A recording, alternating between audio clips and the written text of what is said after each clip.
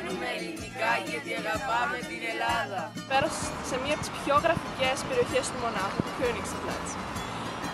Η Königsplatz είναι επηρεασμένη από την αρχαία ελληνική αρχιτεκτονική και έχει πολλές σχέσεις με την ελληνική ιστορία. Από τη μία βλέπουμε εδώ πέρα την αρχαία συλλογή που έχει μέσα αντικείμενα και μικρά λεπτά. Από την άλλη βλέπουμε τη βιβλιοθήκη που έχει μεγάλα γάλματα, ωραία γλυπτά από την αρχαία ελληνική μυθολογία. Και από εδώ βλέπουμε ένα κτίριο που μέσα είναι γραμμένα τα ονόματα από τους ήρωες της Επανάστασης το 1921. Εδώ τώρα βρισκόμαστε στα προπήλαια που έχουν μνημονευτεί τα ονόματα των ελληνικών ηρώων της Ελληνικής Επανάστασης.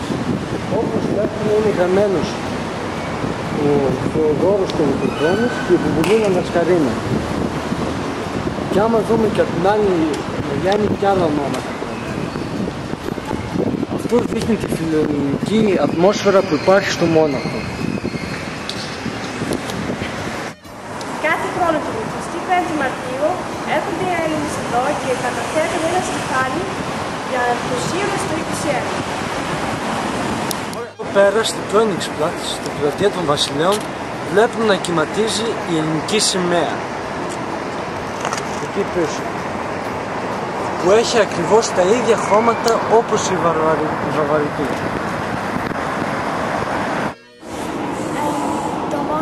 Στο Μόναχο περνάει ένας ποταμός, η Ίζα. Το Μόναχο λέγεται αλλιώς και Αθήνα Ίζα γιατί τα κτίρια που υπάρχουν εδώ μοιάζουν πολύ με τα κτίρια στην Αθήνα. Κάθε χρόνο τον φθινόπωρο γίνεται μια μεγάλη γιορτή που τη λένε η γιορτή της μπύρας, το Oktoberfest. Σε αυτήν τη γιορτή έρχονται εκατοντάδες, χίλια άνθρωποι από κάθε μέρος του πλανήτη. Αυστραλία, Αμερική και κάποτε έρχονται και από το Καναδά. Το Μόναχο έχει μια απίστευτη ποδοσφαιρική ομάδα. Τη λένε Bayern Μονάχου και είναι στο Champions League στο φινάλε. Δηλαδή, τώρα, αν έρθεις στο Μόναχο και πας σε μια πολύ ωραία διοίκηση να δεις όλα τα αξιοθέατα, πρέπει οπωσδήποτε να πας σε ένα από τα ωραία εστιατόρια και να δοκιμάσεις την γερμανική κουζίνα. Το τι δεν κάνει να λείπει στο πιάτο σου είναι το Schweinsbraten που είναι χοιρινό με πολύ ωραία σόζη γερμανική, εδώ πέρα την κάνουν τυπική στον τόπο μας. Κρεατικά είναι πολύ σημαντικά για αυτή την κουζίνα και το ποτό που ποτέ δεν κάνει να λείπει είναι η μπύρα που γίνεται από τους μοναχούς σε μικρά μοναστήρια και όχι μόνο οι μοναχοί παίζουν στην ιστορία μας πολύ σημαντικό ρόλο. Η λέξη μόναχο, δηλαδή Μούνχεν, κατάγεται από τους μοναχούς. Στο Μόναχο έχουμε πολλούς Έλληνες και πολλούς γερμανοφιλέλληνες που έρχονται εδώ και γιορτάζουν μαζί σε διάφορες γιορτές και έχουμε και εδώ πολλές συγκοινωνίες, κοινωνικές, ελληνικές που μαθαίνουμε χορούς ή πάμε για φαγητό ή μαθαίνουμε και ελληνικά. Εγώ μαθαίνω ελληνικά γιατί είναι η μητρική μου γλώσσα. Εγώ μαθαίνω ελληνικά για να μπορώ να επικοινωνώ με τους συγγενείς μου. Και εγώ μαθαίνω τα ελληνικά γιατί πιστεύω είναι σημαντικό να ξέρεις πάντα ξένες γλώσσες. Αυτό. Μαθαίνω ελληνικά επειδή είναι η μητρική μου γλώσσα και είναι πολύ χρήσιμη και στο σχολείο εγώ δεν τη χρησιμοποιώ και ευκολαίνει πολλά πράγματα. Εδώ είναι το παλάτι που γεννήθηκε ο βασιλιάς ο Όθωνας. Από εδώ ξεκίνησε για να έρθει στην Ελλάδα να βασιλέψει μετά την ελευθέρωση των Ελλήνων από τους Τούρκους. Βρισκόμαστε στην Σαλβάτορκirche. Είναι μία από τις τρεις ορθόδοξες ελληνικές εκκλησίες στο Μόναχο.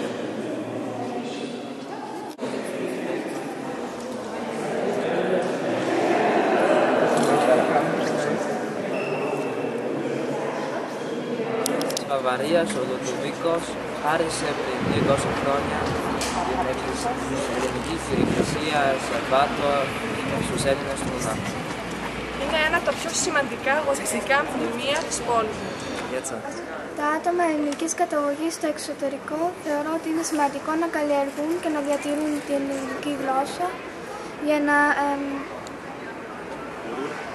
να μπορούν να επικοινωνούν με άλλους ανθρώπους στην Ελλάδα.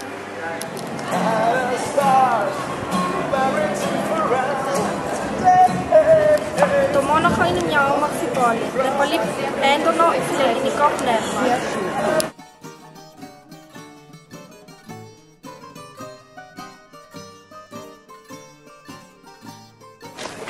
Ανήκω σε μια χώρα μικρή, ένα πέτρινο ακροτήρι της Μεσόγειο, που δεν έχει άλλο αγαθό παρά τον αγώνα του λαού του, τη θάλασσα και το φως του ήλιου. Wo die Göttersöhne schlafen, Frauenland der Griechen. Ach, einmal dort an Suniums Küste möchte ich landen. Πολλοί Γερμανοί ποιητές εμπνεύστηκαν από την ελληνική γλώσσα και ύμνησαν τις ομορφιές της Ελλάδας και την Ελλάδα στα ποίηματά του.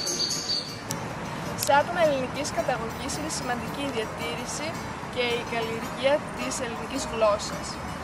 Γιατί ζούμε σε μια ξένη χώρα που ξεχνιούνται εύκολα τα έθιμα και η γλώσσα μας. Γι' αυτό το λόγο έχουμε και πολλά ελληνικά σχολεία και πολλούς συλλόγους που βοηθούν να νιώθουμε πιο κοντά στη χώρα μας.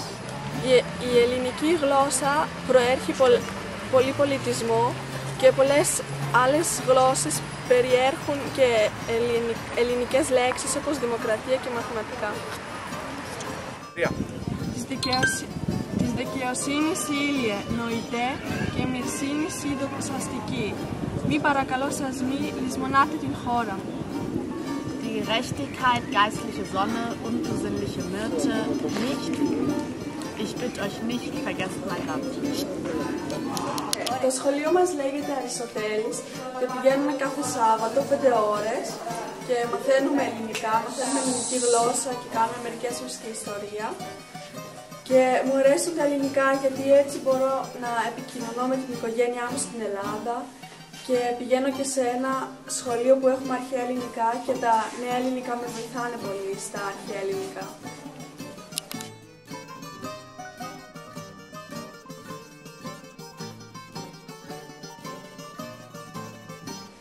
Εγώ μαθαίνω τα ελληνικά γιατί είναι η μητρική μου γλώσσα και είναι μια γλώσσα με πολύ μεγάλη ιστορία και πολύ πλούσια.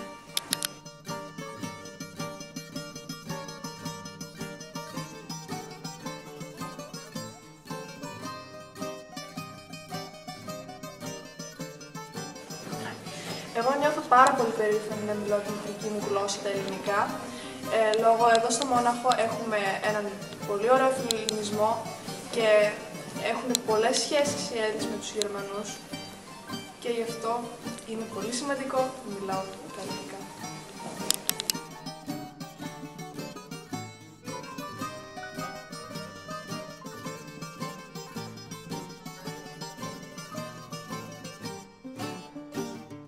Μαθαίνω ελληνικά γιατί το θεωρώ πολύ σημαντικό να ξέρω τη μητρική μου γλώσσα, να ξέρω πολλές γλώσσες και είναι ένα εφόδιο για το μέλλον μου να ξέρω όσες πιο πολλές γλώσσες όσο μπορώ. Εγώ μαθαίνω ελληνικά γιατί θεωρώ ότι είναι σημαντικό να μαθαίνεις μια ωραία και πλούσια γλώσσα. Φέτος ήσαμε μια πολύ ενδιαφέρουσα εμπειρία στο ελληνικό σχολείο. Την αδελφοποίηση της τάξης μας με μια τάξη στη Μαριούπολη στην Ουκρανία.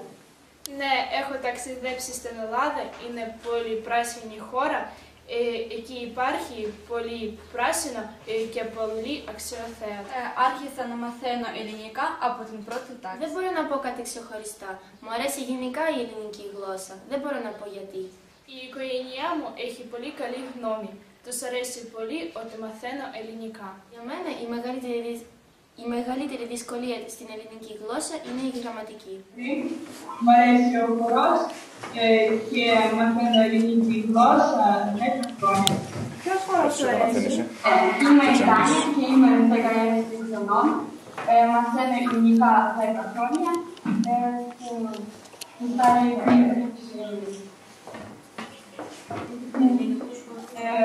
πολύ μου αρέσει το χωριό. Είναι οι καλύτεροι μου φίλοι και είμαι οι μαθητές. Παίζει τα λόγια το σχολείο μας, ας πούμε.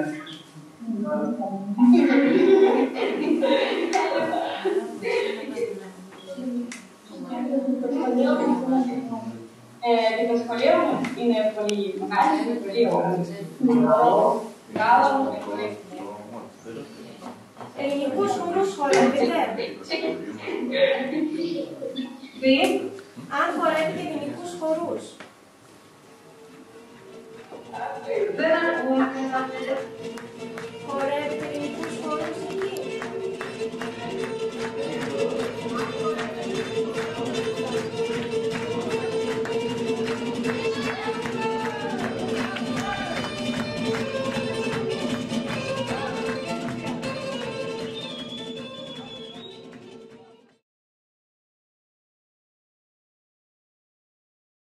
Της δικαιοσύνης ύλη εννοείται και η μυρσίνης δοξαστική, μη παρακαλώ σας, μη λησμονάτε τη χώρα μου.